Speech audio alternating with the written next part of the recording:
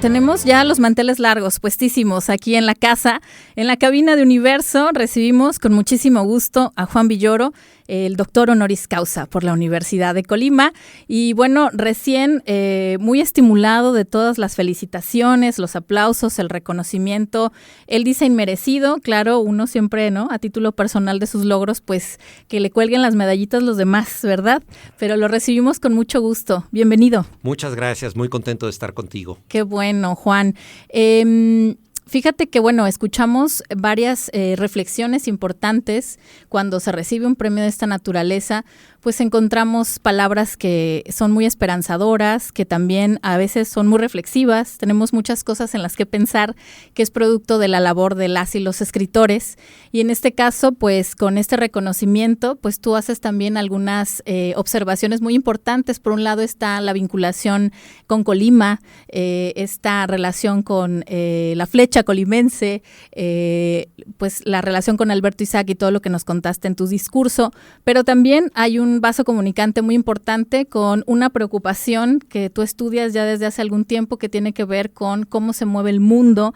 Ahorita que tenemos tan en boga la cuestión de la inteligencia artificial, y me gustaría que nos compartieras al público de Universo cómo opera en ti toda esta idea, esta necesidad de seguir recreando tu labor a través de las letras, pero a través siempre de la reflexión de lo que pasa en el mundo. Yo creo que de manera inevitable el escritor es testigo de su tiempo y tiene varias alternativas. Una de ellas es escapar por completo y a veces los autores escapan hacia otros planetas, hacia otras dimensiones, hacia otros tiempos, pero curiosamente siempre lo que tú haces remite a lo que eres. Tuve la suerte hace algunos años, ya bastantes, de traducir un texto autobiográfico del autor de ciencia ficción Stanisław Lem, un autor polaco muy importante, autor de la novela Solaris, que se ha llevado al cine varias veces.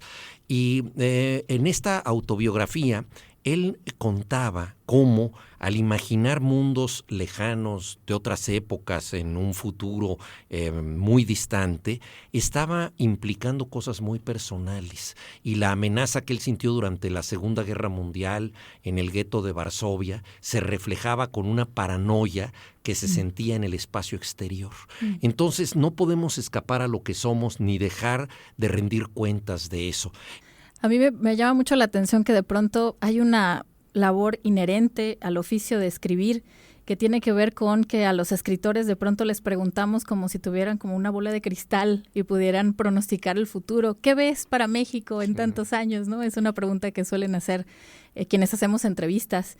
Y me llama mucho la atención cuál es ese punto de inflexión en donde un escritor se convierte además como una especie de prestidigitador, porque al mismo tiempo, bueno, su labor en la escritura pues es contar historias que muchas veces, como dices, están en el plano de la fantasía, están en la recreación de experiencias, pero esta parte como tangencial de la labor del escritor como un representante, un vocero de otras voces del mundo, pues, a través de esta comunidad de lectoras y lectores, pues se va creando como esta relación simbiótica entre, por un lado, que las letras, que lo que tú estás aquí, que lo que plasmas en tus libros, pues dejen una huella en el mundo, así que hay una identificación contigo. ¿Cómo sientes tú esta parte cuando te hacen este tipo de preguntas como, ¿cómo ves a México? ¿Qué le depara a nuestro país su situación? Mira, el problema de ese tipo de preguntas es que en ocasiones no tienen que ver con lo que realmente sabe el escritor. Y lo peor del asunto es que en muchas ocasiones el escritor contesta. Es decir, te preguntan sobre la reforma fiscal o sobre los derechos del mar o sobre qué está pasando con los delfines. Y muchos escritores pues sienten la necesidad de ser oráculos profesionales. Y yo creo que en países como el nuestro asumimos en ocasiones un papel que no nos corresponde. Yo creo que es muy importante que el escritor se dedique a su tarea, a su trabajo y que sea leído por lo que puede hacer, que muchas veces son obras de ficción, o también por el periodismo que ejerce. Yo en lo personal practico tanto el periodismo como la escritura de ficción y cuando escribo un artículo, un reportaje, pues trato de que cosas muy concretas tengan sentido para los lectores, pero no puedo opinar de todo y eso yo creo que debemos tener ahí una gran modestia, porque cuando el escritor exagera esta función, acaba convirtiéndose no en un verdadero intérprete de la realidad, sino en un personaje al que se le atribuyen respuestas que no necesariamente tiene. ¿Por qué tenemos que introducir IA en nuestras clases, no? Por ejemplo, en términos de hablar de la voz, que nos sustituyan ahora máquinas para que produzcan todo lo que con tanto trabajo cultivamos con nuestros pulmones, con nuestro aparato fonoarticulador, y que ahora una voz robotizada venga y destruya, digamos, tire por la borda el trabajo de muchos colegas que hacen doblaje y tal. Hay una resistencia también, ¿no? Pero por otro lado hay que reconocer, como decías en tu discurso de aceptación de este doctorado honoris causa, que también hay hay un progreso, hay un beneficio también con este tipo de herramientas y por lo tanto nos toca reflexionar y preguntarnos y ver hacia dónde vamos. Preocuparnos, sí, ¿no? Por un lado, pero creo que la conversación y el diálogo abierto es una clave, ¿no? Y resistirse, pues eso no va a impedir que esto siga sucediendo y siga avanzando, ¿no?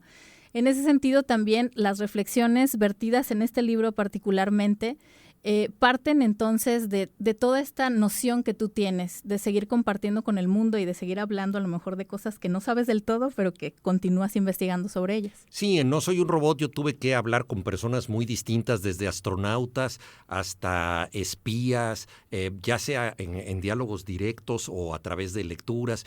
Por supuesto, los grandes ingenieros de cibernética, programadores, pero también teólogos, filósofos, escritores que se han preocupado por la representación de la realidad y por el desafío que implica tener ya máquinas que cognitivamente nos superan. Bueno, pues me gustaría que siguiéramos conversando, Juan, pero tienes compromisos por ahora, así que vamos a despedir esta entrevista. Te agradecemos mucho estar acá en la cabina de Universo 94.9. Escucharte, claro, para las personas que están sintonizando esta entrevista, pues es un deleite por todo lo enciclopédico, por todas las referencias, por todo lo que tú aportas. Muchísimas gracias por ello. No, hombre, al contrario, mil gracias a ti y también un saludo a todo el auditorio.